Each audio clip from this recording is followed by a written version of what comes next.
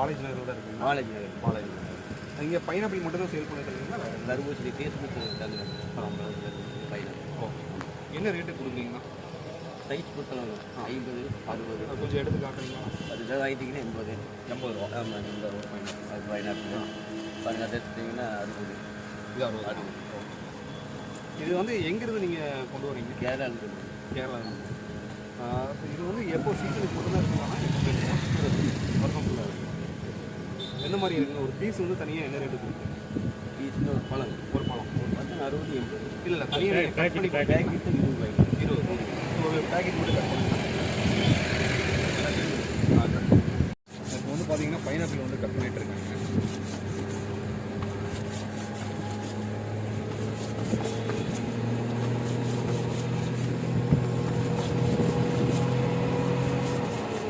தொழில் எத்தனை ஆண்டுகள் நீங்கள் பண்ணிடுறீங்க? கிட்டத்தட்ட 30, 40. இங்கே தான் கடை வச்சுருக்கீங்களா? வேறு போகணும். வாரத்தில் 2 நாள் 3 நாளைக்கு அப்படி சந்தைக்கு.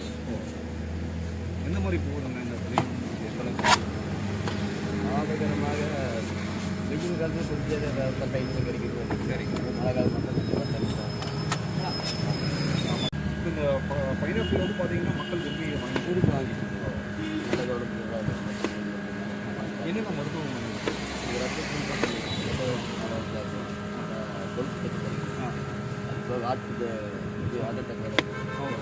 அப்போ இதுக்கு வந்து அந்த ஒரு மருத்துவம் இருக்கு இல்லைங்களா? அதனால் நீங்கள் வந்துட்டு இந்த தொழிலை பற்றி நீங்கள் நிறைய சொன்னீங்க. அதுவும் நம்ம தமிழகத்தில் இது விளைவிக்கக்கூடிய ஒரு அப்போ இருக்குங்களா? நம்ம கொல்லிமலை இருக்குங்க. ஆனால் இந்த டேஸ்ட் கிடைக்காதுங்க. கேரளாவில் ஒரு டேஸ்ட் அதிகமாக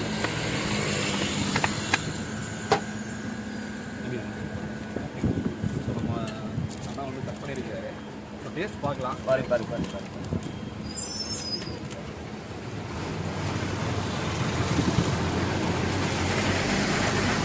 ரொம்ப பிரமாதமாக இருக்குங்க. அதாவது அவர் குழம்பு கூட தெரியல, நம்ம சாப்பிடும்போது தான் தெரியுது. அவங்களுடைய சுவை வந்து மிகவும் அருமையாக இருக்குது. நீங்கள் இந்த சர்க்கிளில் வந்தீங்கன்னா அண்ணன் கடைக்கு வந்து நீங்கள் வாங்கி சாப்பிடுங்க. நிறைய தகவல்கள் சொன்னீங்கன்னா இப்போ வந்து இந்த தர்பூசணி வந்து இங்கே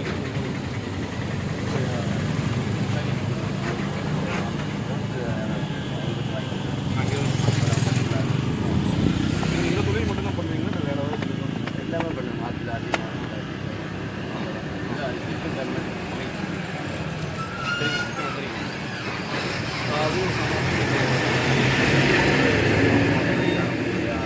கோடை காலத்தை வந்து நம்ம உடல் உஷ்ணத்தை தணிக்கிறதுக்கு இந்த மாதிரி கடையெல்லாம் நீங்கள் தேர்ந்தெடுத்து சின்ன சின்ன விஷயங்கள்லாம் நீங்கள் சாப்பிட்டீங்கன்னாலே போதும், உடல் உஷ்ணம் நிச்சயமாக தணிச்சிடும். சரிங்களா? மற்றும் ஒரு அற்புதமான தொழிலாக நன்றி, வணக்கம்.